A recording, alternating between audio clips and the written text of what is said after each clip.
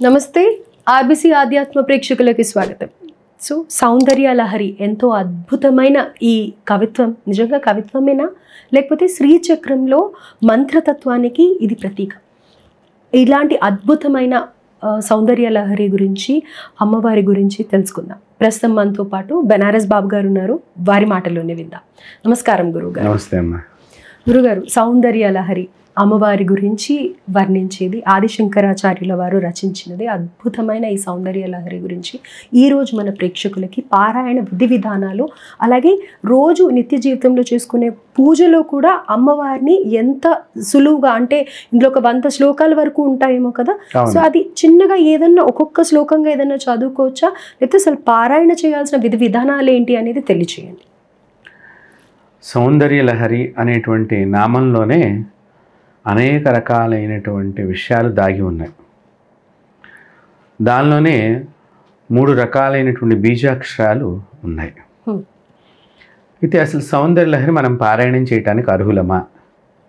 మొట్టమొదటిగా అంటే నిజంగా చెప్పాలంటే సౌందర్య లహరి పారాయణం చెయ్యాలి అంటే గురువు దగ్గర మంత్రోపదేశాన్ని తీసుకుని ఉండాలి.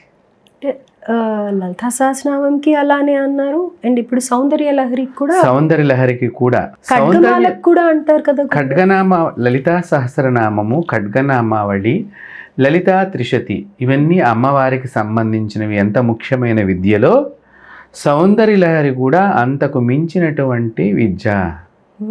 కాబట్టి వీటికి అన్నిటికీ కూడా గురువు దగ్గర నుంచి ఒక బాలామంత్రం కానీ, ఒక షోడశి కానీ, ఒక పంచదశి కానీ, ఒక చండీ కానీ, ఏదైనా ఒక మంత్రాన్ని తీసుకున్నటువంటి వాళ్ళు చేయటం చాలా ఉత్తమము. దాని నుంచి వాళ్ళు అనేక రకాలైనటువంటి ఆనందకరమైనటువంటి అందమైనటువంటి అనుభవాలు పొందుతారు. అందమైన అనే మాట చెప్పటానికి కారణం ఏమిటంటే అమ్మవారి దగ్గర నుంచి అంత సౌందర్యంగా మనకు అనుభవాలు లభిస్తాయి. సౌందర్యము అనగానే అంటే మనము చెప్పే ఎపిసోడ్స్లో కూడా సామాన్యుడికి కూడా అర్థమయ్యే భాషని మధ్య మధ్యలో చెబుతూ మిగతా వారందరికి కూడా మనం ఈ విషయాల్ని చెప్తున్నాం. సో సామాన్యుడికి అందమైన అనగానే ఒక రకమైనటువంటిది అర్థం వాడికి గోచరిస్తుంది అనేటువంటి విషయాన్ని మనం ఇక్కడ తెలియజేస్తాం. సౌందర్య లహరి నిజంగా చెప్పాలి అంటే మంత్రోపదేశం తీసుకోకుండా ఉన్నటువంటి వాళ్ళు చేయటం మూలకంగా జరిగే లాభం. ఇప్పుడు ఇందాకటి దాకానేమో మంత్రం తీసుకున్న వాడు చెయ్యాలి. ఇదే సౌందర్య లహరిని వారి పాపం మంత్రం తీసుకోకపోయినా చదివితే కనుక మంత్రం ఇచ్చేటువంటి గురువులు తారసపడతారు. ఇది చేసేటప్పుడు చాలా భక్తి ఉండాలి, చాలా శ్రద్ధ ఉండాలి. ఏదో మనం చేసేస్తున్నాం కదా అనేటువంటిది ఎక్కువగా ఈ యొక్క చాలామంది ఏంటంటే అనేక రకాలుగా చెప్తున్నారు ఇట్లాంటి ఆధ్యాత్మిక విషయాలు. ఇంక ఒకటి చెప్పంగానే దాన్ని ఏదో మనం పారాయణం చేస్తే వెంటనే లాభము అనే పదానికి ఎక్కువగా మనుషులు అలవాటు పడిపోతున్నారు. ఇది ఏదో శరీరానికి సంబంధించిన లాభము, లేదా ఒక ధనానికి సంబంధించిన లాభము, ఒక పదవీకాంక్ష అనేటువంటి లాభము, ఈ మాదిరిగా ఈ స్తోత్రాలని ఆలోచన చేస్తున్నారు. దాన్ని తగ్గించాలని మన ఛానల్లో ఈ యొక్క ముఖ్యమైన విషయాల్ని మీకు అందిస్తున్నాను. అంటే చాలామంది చెప్పి ఉన్నారు ఇది పారాయణం ఈ శ్లోకం నుంచి ఈ శ్లోకం దాకా చదివితే ఈ లాభం కలుగుతుంది, ఆ లాభం కలుగుతుంది. ఎంతసేపు దేవుడితో మనం లాభాలు నష్టాలు అనేటువంటి భావంతో ఉందామా? సౌందర్యంగా సౌందర్యమైనటువంటి జన్మని అమ్మవారి పాదాల దగ్గర పొందేటట్టుగా ఈ సౌందర్య లహరిని ఉపయోగించుకుందామా?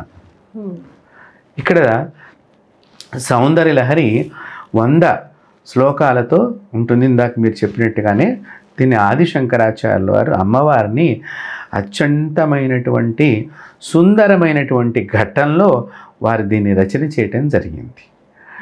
దీనిలో అంటే నేను సూక్ష్మంగా కొన్ని విషయాలు చెప్తూ సామాన్యులందరికీ కూడా ఇది చదవటం మూలకంగా ఏదైనా నేత్ర వ్యాధులు ఉన్నటువంటి వారికి దీనిలో 51 నుంచి 60 శ్లోకాల మధ్యలో ఈ నేత్ర వ్యాధులు ఉన్నటువంటి వారికి కానీ, అలాగే హృదయ సంబంధంగా ఉండేటువంటి వారు కానివ్వండి, అలాగే కిడ్నీలకు సంబంధించినటువంటి వ్యాధులు పడుతున్నటువంటి వారు కానివ్వండి, ఈ 51 నుంచి 60 శ్లోకాల మధ్యలో ఉండే శ్లోకాలని గనక నిరంతరము పారాయణం చేస్తే, ఈ ముఖ్యంగా ఇదే ఎందుకు చెప్తున్నానంటే ఇప్పుడు వాళ్ళందరూ కూడా కంప్యూటర్ లేకుండా ఉద్యోగాలు లేవు, అలాగే కంప్యూటర్ లేకుండా చదువులు లేవు. చిన్న వయసు నుంచే చాలామందికి నేత్ర వ్యాధులు సంభవించి ఉన్న చక్కని అమ్మవారిచ్చినటువంటి అమ్మవారి కళ్ళు లాంటి కళ్ళని మనం పాడు చేసుకుంటున్నాం. దీనివలన చాలామందికి కళ్ళజోడు, నేత్రానికి సంబంధించినటువంటి అనారోగ్యాలు అనేకంగా రావటము, చాలా వారి పరిస్థితి కూడా వారి కళ్ళజోడు పెట్టుకుంటానికి కూడా రకరకాల తిప్పలు పడి లోపల లెన్స్ అని అవని ఇవని రకరకాలుగా వస్తున్నాయి వాటిల్లో కూడా. కాబట్టి ఇలాంటి వ్యాధులు రాకుండా ఉండటానికి, మరియు ఇప్పుడు సాఫ్ట్వేర్ వాళ్ళందరూ కూడా దాని మీదే నిరంతరం పనిచేస్తూ ఉంటారు కాబట్టి వారికి ప్రమాదాన్ని తగ్గించాలనే ఉద్దేశంగా నేను ఈ శ్లోకాలని ఎక్కువగా మీరు పారాయణం చేయండి అని చెప్తున్నాను. అలాగే రెండవ విషయం, అసలు సౌందర్య లహరిని పారాయణం చేస్తే మనిషి జీవితానికి ఏం జరుగుతుంది, అసలు సౌందర్య లహరిలో ఏమేమి ఉన్నాయి రహస్యాలు అని ఆలోచన చేస్తే కనుక అసలు ఆ శ్లోకాల్లో ఉండేటువంటి గొప్ప తాత్పర్య భావన కనుక మనం ఆలోచన చేస్తే, అమ్మవారి యొక్క ముఖాన్ని వర్ణించే శ్లోకాల దగ్గరికి వచ్చేసరికి ఈ 3 కళ్ళు ఇక్కడ నేను చూపిస్తున్నట్టుగా ఇక్కడ ట్రయాంగిల్ ఒకటి ఏర్పడుతుంది. ఈ ట్రయాంగిల్ మీరు కరెక్ట్గా గమనించినట్లయితే ఇది ఒక యంత్రము. సౌందర్య లహరిలో ప్రతి శ్లోకము ఒక యంత్రమే. మీరు ఆ అమ్మవారి యొక్క శరీరానికి సంబంధించిన సౌందర్యాన్ని వర్ణించాడనుకుంటే మీకు అంతే కనిపిస్తుంది. కానీ దాని వెనకాతల ఉన్న భావనని, దాని వెనకాతలు ఉండేటువంటి తాత్పర్యాన్ని, దాని వెనకాతలు ఉండేటువంటి పరమ పవిత్రమైనటువంటి అద్భుతమైనటువంటి విశ్లేషణని మనం గమనించినట్లయితే మన యొక్క చక్రాల లోపల మన శరీరంలో ఎన్ని చక్రాలు ఉన్నాయి, ఎక్కడెక్కడ ఏ దేవతలు ఉన్నారు, ఆ ఏ దేవతల యొక్క అనుష్ఠానాన్ని ఆ దేవతలందరూ కూడా ఎవరెవరు చేశారు అనేటువంటి విషయాలన్నీ కూడా వెనకాతలుగా అంతర్యంగా ఇవన్నీ కూడా దీనిలో శంకరాచార్యులు వారు గుప్తంగా దాచిపెట్టారు. కాబట్టి సౌందర్య లహరి అసలు పారాయణం చెయ్యాలి అంటే వారి విధి విధానాలన్నీ కూడా నేను ఇప్పుడు మన ఆర్బీసీ ఆధ్యాత్మికం ద్వారా ఇది ఎక్కడా కూడా ఎవరికి కూడా ఇంతవరకు చెప్పలేదు. మీరు కావాలంటే ఎవరైనా కూడా దీన్ని అబ్జర్వ్ చేయవచ్చు. ఈ విషయాల్ని మీరు అసలు సౌందర్య లహరి పారాయణం చెయ్యాలి అనుకున్నప్పుడు అది మీ ఆఫీస్ కానివ్వండి, మీ ఇల్లు కానివ్వండి, మీ వ్యాపార సంస్థలు కానీ ఒక గదిని ప్రత్యేకంగా శుభ్రంగా ఉంచుకోవాలి. దాని లోపల ఎవరిని రానివ్వకూడదు. అంటే ఇప్పుడు వ్యాపార కేంద్రంలో వ్యాపారం వృద్ధి జరగాలి, లేదా మన ఇంట్లో చక్కగా మనకు అనుకూలమైనటువంటి వాతావరణాలు ఏర్పడాలి, అలాగే మన ఇంట్లో మంచి సౌభాగ్యమైనటువంటి జీవితం లభించాలి, అనారోగ్యాలు లేని ఆరోగ్యప్రదమైనటువంటి జీవనం సాగాలి.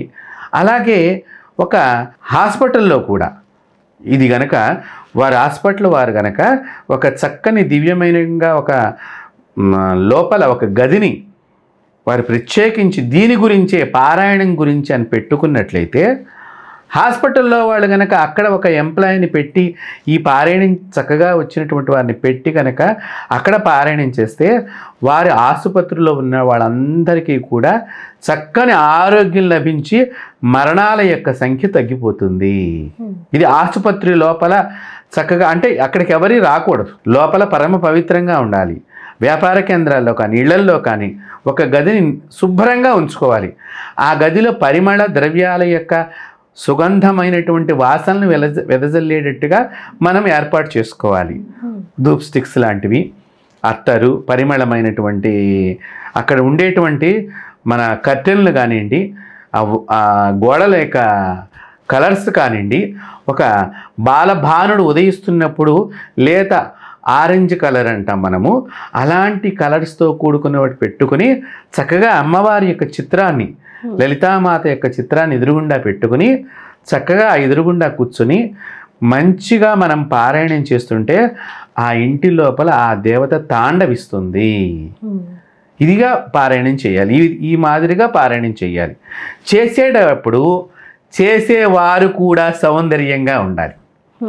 సౌందర్యము అంటే ఏంటి?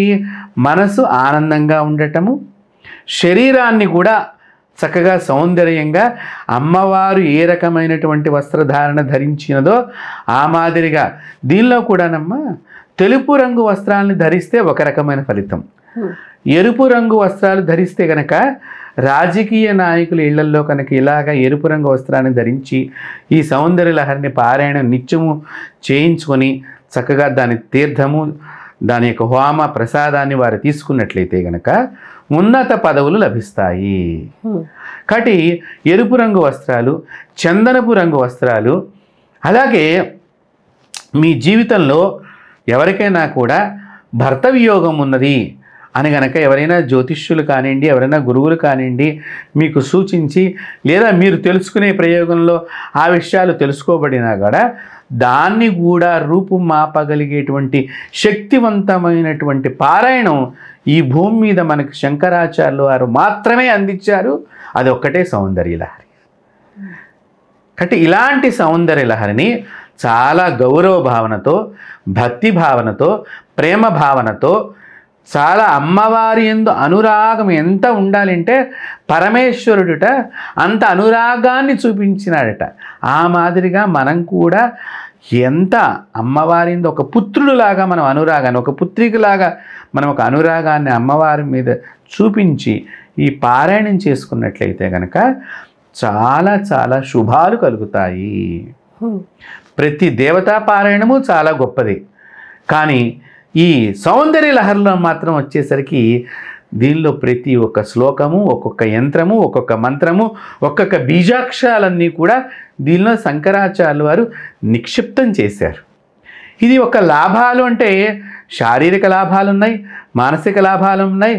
కుటుంబంలో భార్యాభర్తల మధ్య గొడవలు ఉండి విడాకులు దాకా వెళ్ళినటువంటి వారు వద్దు అని ఎవరైనా వాళ్ళిద్దరిలో ఒకళ్ళు కోరుకున్నట్లయితే కనుక ఈ సౌందర్య లహరి పారాయణాన్ని 27 రోజుల పాటు చందనపు రంగు చీర కట్టుకుని చక్కగా పరిమళ ద్రవ్యాలతో, పరిమళమైనటువంటి పుష్పాలతో, అంటే ఇప్పుడు మల్లెలు, సన్నజాజులు, సంపెంగ పూలు, విరజాజులు, ఇవన్నీ పరిమళానికి సంబంధించి వీటితో కనుక అమ్మవారిని ఆరాధన చేస్తే వారు ఎంత పెద్ద కోర్టులో వీళ్ళు విడాకులు కావాలని వేసినా అవి శాంక్షన్ కావు. అంత శక్తివంతమైంది ఈ సౌందర్య లహరిలో. అందుకనే దీనికి పేరులోనే సౌందర్యము అంటే అందరూ అనుకుంటారు ప్రాపంచకంగా ఏదో అమ్మవారు అందంగా ఉన్నది. ఇప్పుడు మనం అందరం ఎట్లా అందరూ కూడా కొంచెం మేకప్ వేసుకుని సౌందర్యంగా మగవాళ్ళు ఆడవాళ్ళు ఎలాగైతే తయారవుతున్నారు వీళ్ళు ఎంతసేపు ఈ భావంతో చూస్తున్నారు. ఇది కాదు, ఇది మనసుకు సంబంధించిన సౌందర్యము. కాబట్టి అలాంటి సౌందర్యాన్ని కనుక మనం ఈ సౌందర్య లహరిలో దర్శించాలి అంటే ఇంకొకటి, సన్యాసి జీవితం కావాలన్నా కూడా సౌందర్య లహరి ప్రసాదిస్తుంది. సన్యాసులకి సన్యాసం పుచ్చుకున్నాం, వారికి కూడా ఒక్కొక్కసారి మనసు సరిగ్గా స్థిరంగా ఉండకపోవచ్చు.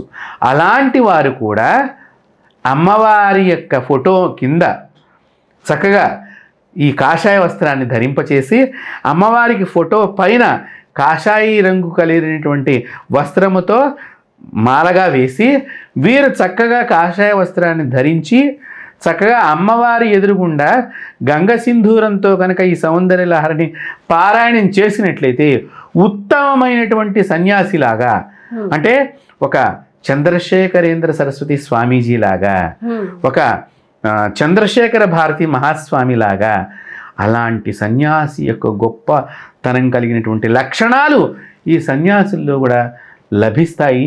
దానికి సౌందర్య లహరి చాలా దోహదపడుతుంది. ఎందుకంటే చంద్రశేఖరేంద్ర సరస్వతి మహాస్వామి వారంటే కంచిపీఠంలో నడిచే దేవుడు అనేటువంటి ప్రజలందరి చేత పొందినటువంటి వారు. అలాగే చంద్రశేఖర భారతి శృంగేరి పీఠంలో చాలా గొప్ప పీఠాధిపతులు, రోజు దేవతలతో ఆయన స్వయంగా మాట్లాడేటువంటి వారు. అంత శక్తి ఎలా వచ్చింది అంటే ఆదిశంకరాచార్యులు వారు చెప్పినటువంటి సౌందర్య లహరిని వారు నిరంతరం ఆ మాదిరిగా పారాయణం చేయటం మూలకంగా ఇది లభించింది. అలాంటి మహానుభావులు ఈ పారాయణాన్ని నిరంతరం చేస్తూ ఉండేటువంటి గొప్ప శక్తి కలిగినటువంటి అనేక రకాలైనటువంటి శక్తులు దీనిలో ఉన్నాయి. అనేక రకాలైనటువంటి ఉపయోగాలు దీనిలో ఉన్నాయి. అనేక రకాలైనటువంటి సమస్యలకి సమాధానం మీకు ఈ ప్రపంచంలో ఎక్కడా దొరకదు కొన్ని సందర్భాల్లో.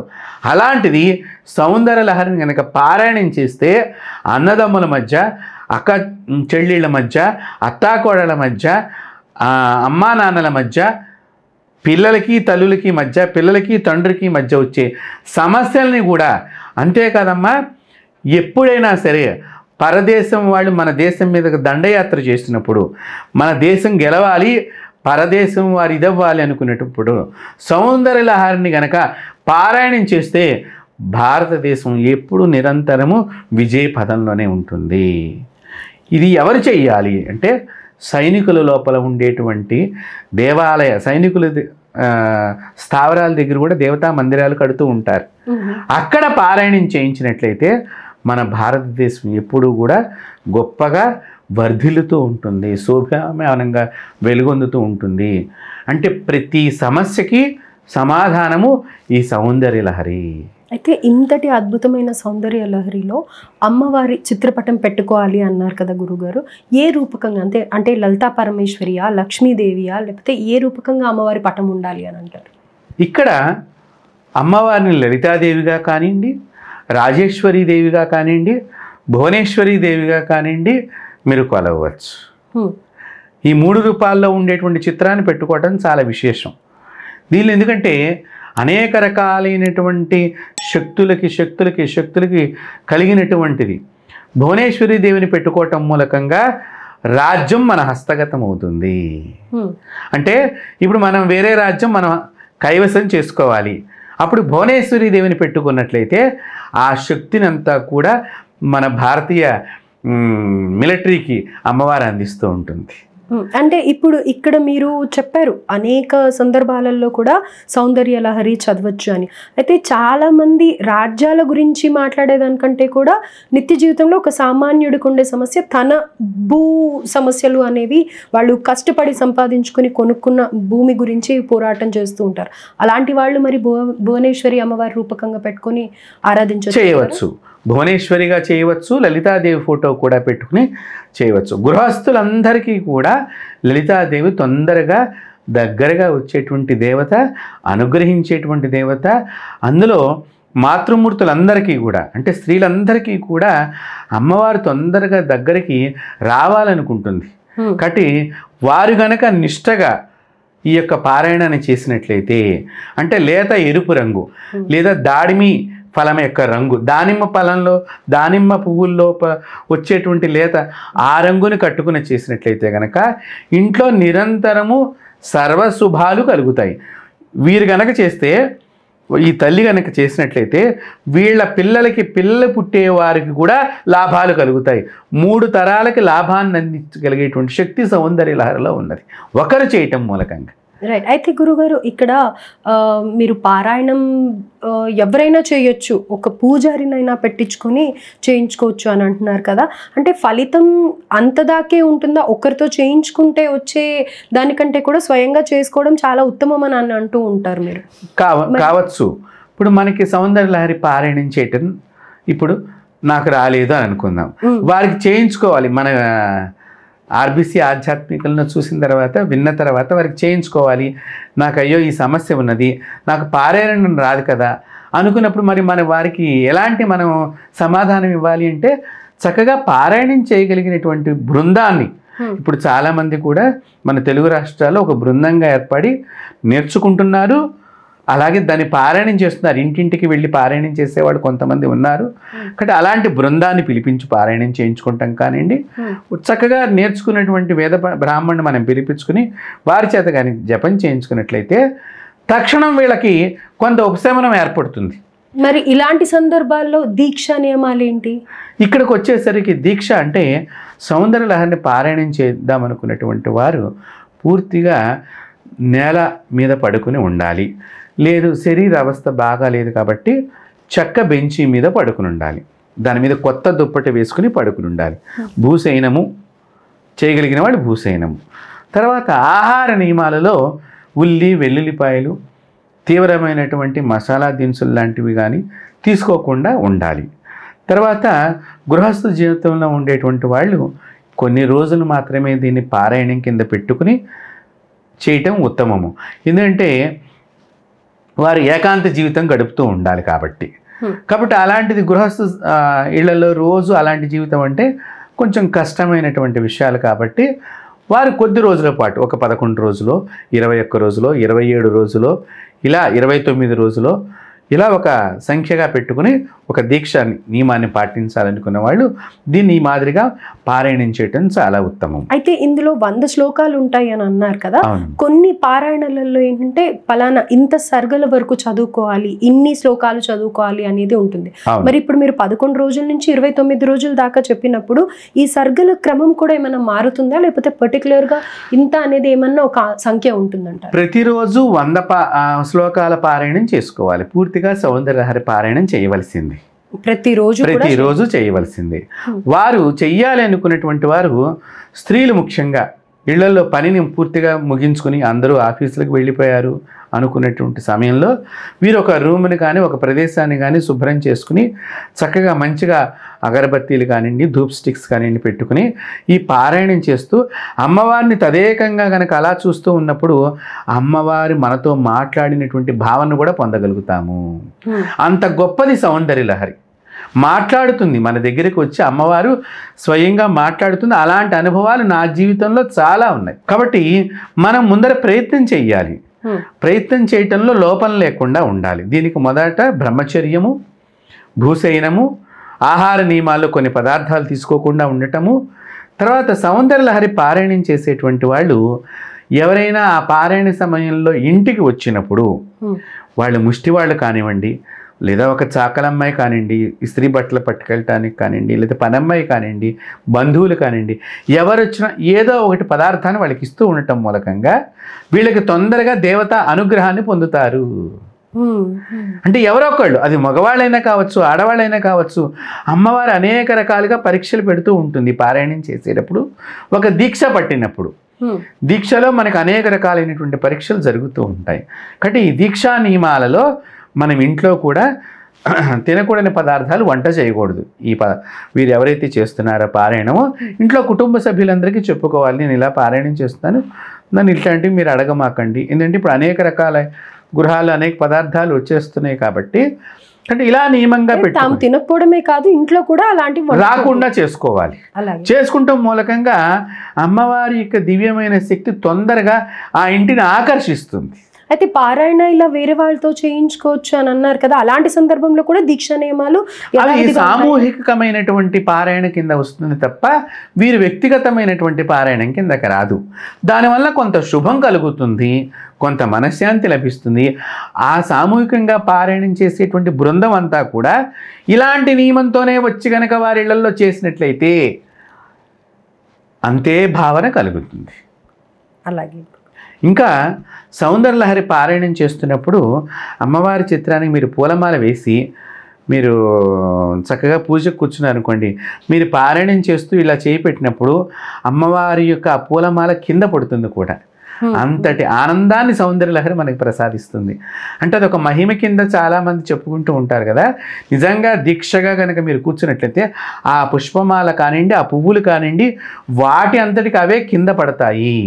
అమ్మవారి వచ్చింది మన పారాయణ లోపలికి అంటే అదే మొట్టమొదటి నిదర్శనం. అలాంటిది ఈ గొప్పదైన పారాయణం. అంతేకాకుండానమ్మా అసలు ఈ ఆత్మ అంటే ఏంటి, నేనెవరు, నేనేమిటి, నేను ఎక్కడి నుంచి వచ్చాను, అనేకమైనటువంటి విషయాల్ని ఈ సౌందర్యలహరి మనకు తెలియచేస్తుంది. ఎందుకంటే జీవుడు ఎవరు అని తెలుసుకుంటమే ఈ ఆధ్యాత్మిక ప్రయాణం మొట్టమొదటి. ఇప్పుడు అంతా కూడా మనిషికి తొందరగా లాభం రావాలి, ఇది కలియుగంలోకి వచ్చేసరికి మనం ప్రతిదాన్ని లాభ నష్టాల కింద పోలుస్తున్నాము. అనారోగ్యాలు అయిపోయినాయి ఈ శరీరాలకి ఎక్కువగా, దాన్ని పోగొట్టుకుంటానికి కొంత ఈ పారాయణాలను మనం ఉపయోగించుకుంటున్నాం. కానీ అసలు నీవెవరు, ఎక్కడి నుంచి వచ్చావు, ఎలా పుట్టావు, గత జన్మకి ఈ జన్మకి ఎందుకు ఇలా చేస్తున్నావు నువ్వు, అన్ని సమస్తమైనటువంటి విషయాలని ఒక మనకి 6th సెన్స్ చెప్పినట్లుగా అమ్మవారి పారాయణం సౌందర్యలహరి పారాయణం కనుక మీరు చేసినట్లయితే ఆ విషయాలన్నీ గోచరమవుతూ ఉంటాయి. అయితే గురుగారు ఇక్కడ సౌందర్యలహరి మొత్తం కూడా మీకు ఎంత బాగానో తెలిసినట్టుంది. అయితే అందులో నుంచి ఒక శ్లోకం ఏదన్నా, ఒక 2 లైన్లు ఏదన్నా దాని గురించి వివరణ కూడా తెలియజేస్తారా? అదే నేను ఇందాక చెప్పాను కదా, ఇప్పుడు 51వ శ్లోకం దగ్గర నుంచి 60వ శ్లోకాల దాకా అనేక రకాలైనటువంటి సమస్యలకి నివారణలో అక్కడ రాసినటువంటి దానిలో అనేక రకాలైనటువంటి విషయాల్ని దానిలో మంత్రాలని పొందుపరిచారు. ఇప్పుడు ఈ శ్లోకాలు కూడా మేము కూడా బయటకు ఎందుకు చెప్పము అంటే దానిలో బీజాక్షరాలు ఉన్నాయనే విషయం మనకి తెలుసు కదా. సో బీజాక్షరాన్నితో అది మనం పారాయణం చెయ్యాలి అనేటువంటిది ఒక నియమం ఉన్నది. దీనికి పంచదశి కానీ, షోడశి కానీ, బాల కానీ, చండీ కానీ ఇలా పారాయణం చేసేటువంటి వాళ్ళు ఈ ఉపదేశాన్ని తీసుకుని చేసినటువంటి వాళ్ళకి తొందరగా ఇప్పుడు మనం ఇక్కడ కూర్చుని పారాయణం చేయవచ్చు, కానీ వీరి ప్రదేశము శుభ్రంగా శుచిగా ఉండాలని మనమే చెప్తున్నాం కదా. అందుకని నేను ఆ శ్లోకాలని ఇక్కడ పఠించటం లేదు. బీజాక్షరాలు ప్రతిదీ మాకు బీజాక్షరమే. సౌందర్యలహరిలో సౌ అనేటువంటిదే పెద్ద బీజాక్షరము. సౌందర్యలహరిలో ఇంగ్లీష్లో SOW అని రాస్తాం, అదే తెలుగులో పెద్ద బీజాక్షరము. కాబట్టి ఇంకా మీరు పదంలోనే బీజాక్షరంతోనే అమ్మవారి పారాయణం ఉన్నది కాబట్టి ఇంకా దానికి అందులో అది ఆ బీజాక్షరాన్ని ఏ విధంగా పారాయణం చేయాలనేటువంటి దాన్ని నేను ఇక్కడ చెప్పలేను. అయితే నేను మీకు ఇంగ్లీష్లో SOW అని చెప్తున్నాను అంతే, అది తెలుగులో చాలా పెద్ద బీజాక్షరము. అయితే ఇందాక మీరు మొదట్లో అన్నారు అదే మంత్రం తీసుకోవాలి అన్నారు, తీసుకొని వాళ్ళు కూడా పారాయణ చేయొచ్చా? మరి తప్పకుండా చేయవచ్చు. చేయటం మూలకంగా మంత్రాన్ని ఇచ్చే గురువుల యొక్క దర్శనం వీళ్ళకి లభిస్తుంది అన్నారు. అవును. అంతేకాకుండా వీళ్ళు గురువులు ఎవరో తెలుసుకుంటానికి కూడా ఇది ఉపయోగపడుతుంది. ఇప్పుడు మీకు ఎవరు గురువులు లేరు అనుకుందాం, ఎగ్జాంపుల్ మీరు కనుక సౌందర్యలహరిని పారాయణం చేస్తే మీకు గత జన్మలో గురువులు ఎవరు, ఇప్పుడు వాళ్ళు ఎక్కడ ఉన్నారు, వాళ్ళని ఎలా నేను సందర్శించాలి అనే విషయాన్ని కూడా ఈ సౌందర్యలహరిని పారాయణాన్ని కనుక 1000 సార్లు పట్టించినట్లయితే గురు దర్శనం మీకు గత జన్మలో ఎవరైతే గురువుగా ఉన్నారో వాళ్ళు ఈ జన్మలో ఎక్కడ పుట్టారనేది కూడా మీకు స్వప్న సందేశాన్ని ఇస్తుంది అమ్మవారు. అయితే ఇక్కడ మంత్రోపదేశం తీసుకోవాలి అనుకున్నప్పుడు వేరే మంత్రం ఏదో ఇస్తారు కదా మొదటగా, మరి ఆ మంత్రాన్ని మనం కొన్ని లక్షల సార్లు ఏదో చదువుకున్న తర్వాత కదా మనం ఏదైతే పారాయణం చేయాలనుకుంటున్నామో అది చేయగలిగే అర్హత వస్తుంది. ఏ మంత్రాన్నైనా కూడానమ్మా 1,00,000 సార్లు పారాయణం చేయాలి. అయితే ఇప్పుడు మొదటిగా మంత్రం తీసుకున్నప్పుడు ఏ మంత్రం అయితే ఇస్తారో అది బాల కానీ, చండి కానివ్వండి, గౌరీ కానివ్వండి, వారాహి మంత్రం కానివ్వండి, ఏదో వీళ్ళు వెళ్ళినప్పుడు ఇప్పుడు ఎట్లా అయిపోయిందంటేనమ్మా మంత్రాలు ఇవ్వటం కానీ చాలా ఛానల్స్లో వాళ్ళకి నేను చెప్పిన మాట అయిష్టంగా ఉండవచ్చు కాక అయిష్టంగా ఉన్న ఇది యథార్థమైన సత్యము, మంత్రాలని టీవీ మీద స్క్రోల్ చేయకూడదని వేదం చెప్పింది. మంత్రాలని టీవీ ముఖతంగా కూడా చెప్పకూడదు అని వేదం చెప్పింది. మంత్రం రహస్యము. సో రహస్యాన్ని రహస్యంగానే వారికి ఇవ్వాలి. కాబట్టి ఇట్లా చేయటం మూలకంగా ఇప్పుడు నేను మంత్రం చెప్తాను, మీరు స్క్రోల్ చేస్తారు, దాని మూలకంగా కూడా నాకు పాపం వస్తుంది, స్క్రోల్ చేసినందుకు మీకు పాపం వస్తుంది, మీకంటే ఎక్కువ దెబ్బలు నేను తినాల్సి వస్తుంది చెప్పినందుకు గాను. కాబట్టి మంత్రం అనేటువంటిది రహస్యము. కాబట్టి ఆ గురువు ఇచ్చిన మంత్రాన్ని చక్కగా ముందర 1,00,000 సార్లు జపం చేయండి. మంచి గురువులను ఆశ్రయించండి. చాలామంది గురువులు భారతదేశం నిండా గురువు మండలం, ఇది భారతదేశమే గురు మండలం. కాబట్టి అలాంటి చాలా సత్పురుషులు సద్గురువులు అనేక మంది ఉన్నారు. అనేక గురువుల దగ్గర వాసం చేసేటువంటి శిష్యులు ఉన్నారు. వారి దగ్గరని ఆశ్రయించవచ్చు. మమ్మల్ని చాలామంది వచ్చి అడుగుతూ ఉంటారు ఈ ప్రోగ్రామ్స్ చూసిన తర్వాత కూడా. అయితే మంత్రం ఇచ్చే ముందర మనం పరిశీలన చెయ్యాలి. కాబట్టి మంత్రం దాన్ని వేరేగా ఉపయోగించవచ్చు వాళ్ళు. కాబట్టి ఆ వేరే విధానాన్ని మనం ఉపయోగించకుండా ఉండేటువంటి వారికే మంత్రాన్ని ఇవ్వాలి. అందువలన పూర్వం ఎప్పుడూ కూడా ఇలాంటి పారాయణాలు కానివ్వండి, సౌందర్యలహరి పారాయణాలు కానివ్వండి, ఇవన్నీ కూడా మనం ఒక పారాయణంగా చేస్తున్నాము. అందువలన తప్పు లేకుండా అయిపోతుందని అనుకుంటున్నాము. కానీ అది బీజాక్షరం అనుకున్నప్పుడు వెంటనే మన లోపల దేవత అనేటువంటిది ఒక శక్తి అనేది ఏర్పడుతుంది. కాబట్టి ఎప్పుడూ కూడా మంత్రంగా భావన చేసి పారాయణం చేస్తే అధికమైనటువంటి ఫలం వస్తుంది. ఏదో స్తోత్రం అనుకుని పారాయణం చేస్తే చాలా తక్కువ ఫలితాన్ని పొందగలుగుతారు. అయితే ఈ పారాయణం మొదలు పెట్టాలి అంటే మంచి రోజు, మామూలుగా అమ్మవారు అంటే కనుక శుక్రవారం అనుకుంటాము, లేకపోతే లక్ష్మీ వారంగా భావించే గురువారం అనుకుంటాము, పౌర్ణమి అనుకుంటాం. కానీ అలా కాకుండా ప్రత్యేకంగా ఏదన్నా ఒక రోజు అనేది ఉందంటారు? ఈ సౌందర్యలహరి పారాయణం చేద్దామనుకునేటువంటి వారు శ్రావణ మాసం కానివ్వండి, అలాగే కార్తీక మాసం కానివ్వండి, ఆశ్వీజ మాసం కానివ్వండి, మార్గశిర మాసం కానివ్వండి, చైత్ర మాసాలు చాలా విశేషమైన శక్తినిస్తాయి. వారం వచ్చేసరికమ్మా ప్రతి వారము మంగళవారం కూడా జయవారం అని దానికి పేరు. కాబట్టి మంగళవారం రోజున కూడా పారాయణం ప్రారంభించవచ్చు. మంగళవారం ప్రారంభిద్దామనుకున్నప్పుడు ఉదయం 5 గంటలప్పుడు పారాయణం చేయటం ఉత్తమం. ప్రారంభించే సమయం, పారాయణం ప్రారంభించే సమయం. కాబట్టి శుక్రవారం అయితే మనకి ఏ సమయమైనా పర్వాలేదు. అలాగే గురువారం కూడా ఉదయం పూట 6 to 7 గంటల మధ్యలో ఈ యొక్క పారాయణం చేసినట్లయితే సాక్షాత్తు గురువు యొక్క దర్శనం. నేను ఇందాక చెప్పాను కదా, మనకు గురువు కావాలి మన జీవితానికి. గురువారం రోజున ఈ సౌందర్య పారాయణం చేస్తూ మనం కనుక 1000 పారాయణాలు ఆ రోజు నుంచి చేయగలిగితే కనుక స్వప్న సందేశం ద్వారా మనకు గురువు దర్శనం జరుగుతుంది. 1000 పారాయణాలు అంటే ఎంత? అంటే 100 సార్లు శ్లోకాలు ఉన్నాయి. అది ఒక్కసారి చదివితే అలాంటి 100 శ్లోకాలని మనం 1000 సార్లు చదవాలి. అలా పారాయణం చెయ్యాలి. ఈ శుక్రవారం కనుక చేసినట్లయితే కనుక మనకి ఇక్కడ అన్యోన్య దాంపత్యం లభిస్తుంది. భార్యాభర్తల మధ్య సమస్యలు తొలగిపోతాయి. లక్ష్మీ ప్రాప్తి అవుతుంది. ఇదే శనివారం కానీ ఆదివారం కానీ చేసినట్లయితే మృత్యుదోషాలు, నరఘోషాలు కూడా తొలగిపోతాయి. అలాగే శత్రు పీడలు శని ఆదివారాలు. సోమవారం కనుక చేసినట్లయితే గత జన్మ చేసుకున్న పాపాల యొక్క పుట్ట లాంటిది ఏదైతే మనతో వెంటాడుతూ ఉందో ఆ పాపపు బుట్ట కాస్త తగలబడిపోతుంది ఈ సోమవారం చేయటం మూలకంగా. అయితే వారంలో ఏ రోజు చేసినా చాలా శ్రేష్టమైనటువంటిది సౌందర్య లహరి అనేటువంటిది. ఆ అమ్మవారు, నేను మీతో మాట్లాడుతున్నా కానీ నాకు లోపల అమ్మవారు తాండవం చేస్తున్నట్లుగా ఉన్నది. అంత గొప్పదైనటువంటిది ఇది. ఏదో స్తోత్రం అని మాత్రం దయచేసి నేను వీక్షకులందరికీ చెప్తున్నాను. చాలామంది ఈ విషయాలు చెప్పటం లేదు, దాని మంత్రం అనేటువంటి విషయాన్ని చెప్పటం లేదు.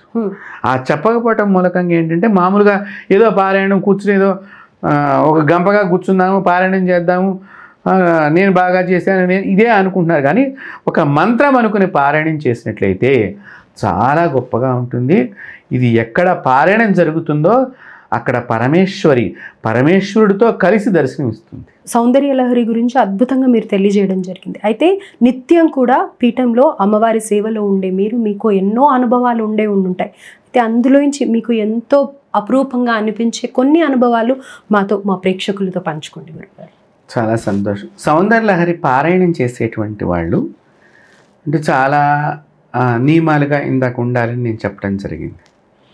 ఈ పారాయణం మనకి నోటికి రాదు చదవటము అనుకునేటువంటి వాళ్ళకి కూడా చెప్తున్నాను. ఎందుకంటే నేను అలా అనుభవించి విషయాన్ని దీనిలో పుస్తకం చూస్తున్నప్పుడు అక్షరాలు మనం చదువుతూ ఉంటాం కదా, అలాగే చదువుకుంటూ వెళ్ళినా కూడా మీకు అది పారాయణం కిందనే అవుతుంది.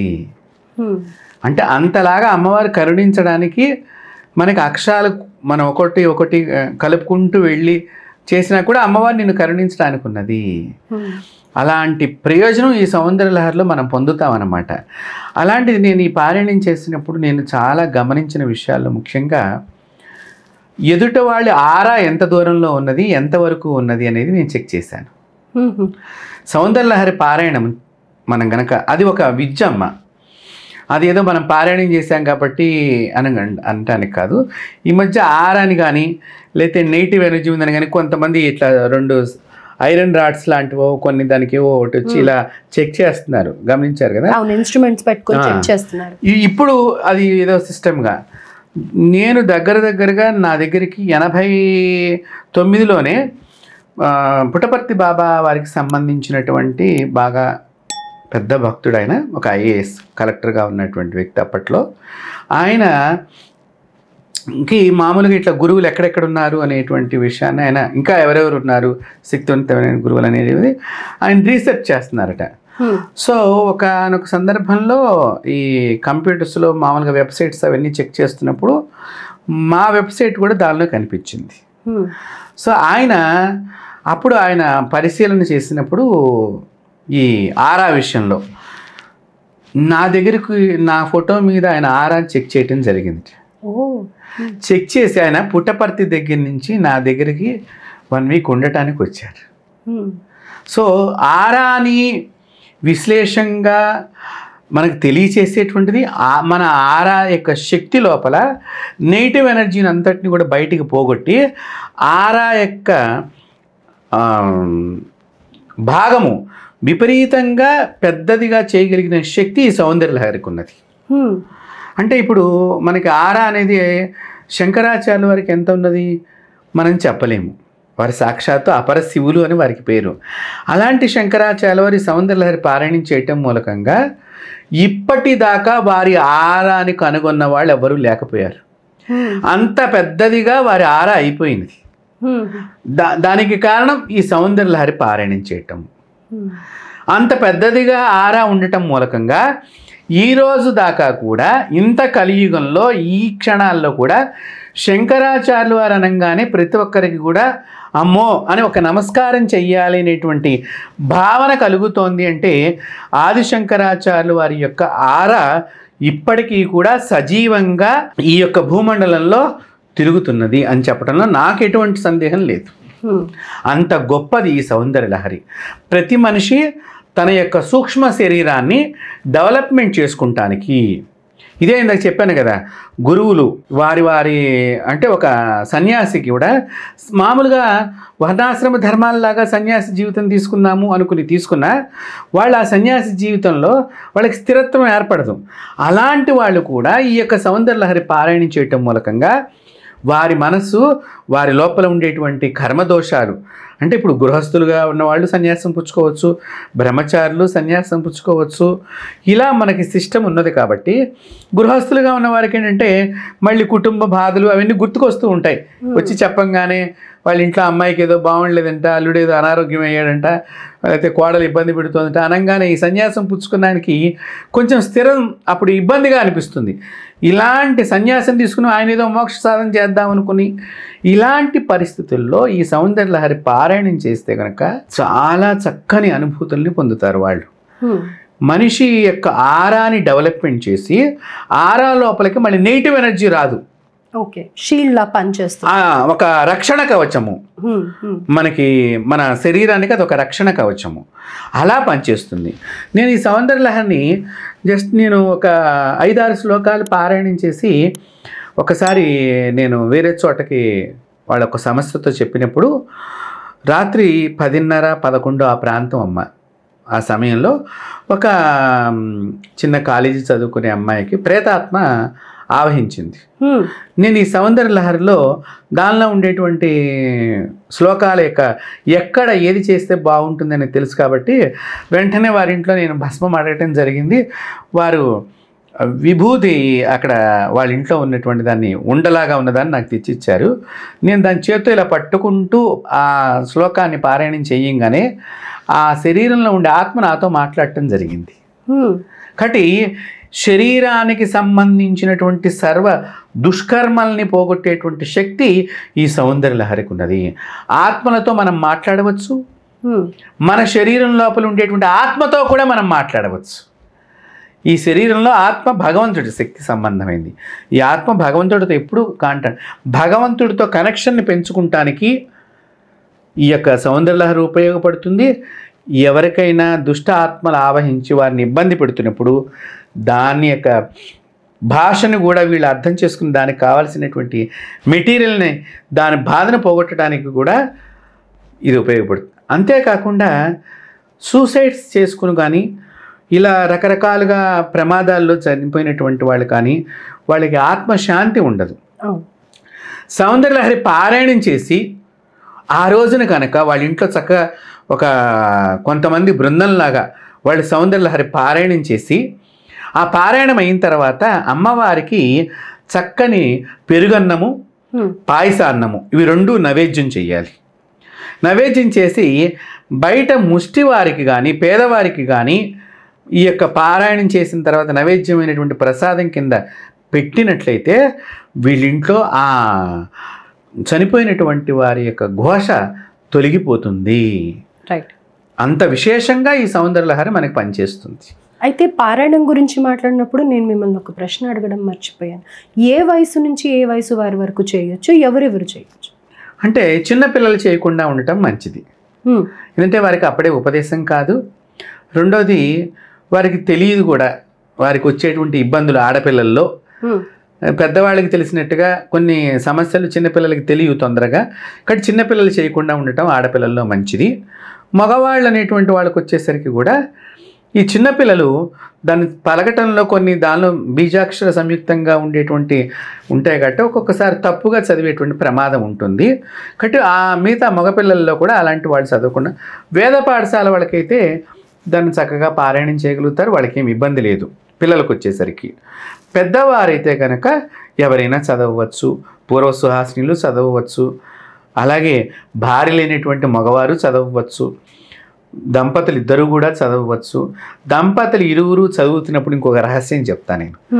ఇద్దరు కనుక పారాయణం చెయ్యాలి అనుకున్నప్పుడు మీ ఇంటి లోపల మీ పిల్లల్ని బాగా చదివించాలి కాంక్ష మీకున్నది, వాళ్ళని బాగా గొప్పగా ఇది ఎదగేటట్టుగా మనం చెయ్యాలనుకున్నప్పుడు ఆదివారం రోజున ప్రదోషకాల సమయంలో, ఆదివారం రోజున ప్రదోషకాల సమయంలో ఈ యొక్క సౌందర్యలహరి పారాయణం చేసే ముందర ఇంటి లోపల వారు చక్కగా శుభ్రం చేసుకుని అష్టదళ పద్మంగా ముగ్గు పెట్టుకుని దాని మీద మంచి ఆసనం వేసుకుని ఇద్దరూ కలిసి సమానంగా పారాయణం చేస్తూ అమ్మవారిని గనక సుగంధమైనటువంటి పుష్పాలతో కానీ లేదా ఇక్ష్వాకండ ముక్కలు అంటే చెరుకు ముక్కలతో అమ్మవారికి సౌందర్య ఒక్కొక్క నామానికి అక్కడ ఒక్కొక్క శ్లోకానికి ఒక్కొక్క లైన్కి మనం ఈ యొక్క చెరుకు ముక్కల్ని మనం నివేదన చేస్తూ పారాయణం చేసినట్లయితే కనుక తొందరగా పిల్లల లోపల అవిద్య తొలగిపోతుంది, చక్కని సవిద్య వారికి లభిస్తుంది,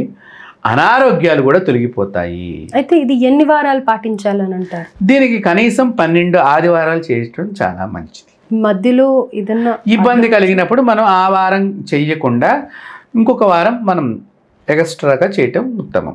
అయితే గురుగారు ఎప్పుడు ఈ సందేహం ఉన్నప్పటికీ కూడా మధ్యలో అడ్డంకుల గురించి మనం మాట్లాడినప్పుడు కంటిన్యూస్గా ఒక 5 వారాల తర్వాత అడ్డంకి వస్తే అది తర్వాత వారంది మనం కౌంట్ చేసుకోవచ్చు అని అంటారు. కానీ మొదట్లోనే 1వ వారం చేసిన తర్వాత ఇబ్బంది కనుక కలిగితే అది మళ్ళీ 1వ వారం కింద నుంచే లెక్క వస్తుంది అని అంటారు కదా, దానికి మీరు ఇచ్చే సమాధానం ఏంటి? 1వ వారంలోనే కనుక వారికి స్త్రీలకు ఇబ్బంది కలిగినప్పుడు అప్పుడు ఒకవేళ పారాయణం చేసినా కూడా దాన్ని కౌంట్కి తీసుకోకూడదు.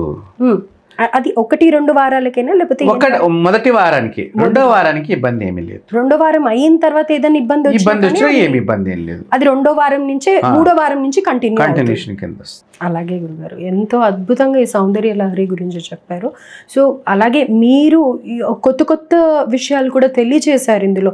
డెఫినెట్గా ఇప్పుడు అందరికీ ఉండే సమస్య ఏంటంటే కనుక ఒక స్తోత్రం కానీ లేకపోతే ఒక పారాయణ మొదలు పెట్టాలి అంటే నియమాలు దీక్షలు ఇవి తెలిసినప్పటికీ కూడా ఏ విధమైన విధి విధానాలు ఆచరించాలి అనేది చాలా తక్కువగా తెలుసు. కాబట్టి అవన్నీ కూడా ఎంతో అద్భుతంగా తెలియజేశారు. ధన్యవాదాలు. నమస్తే.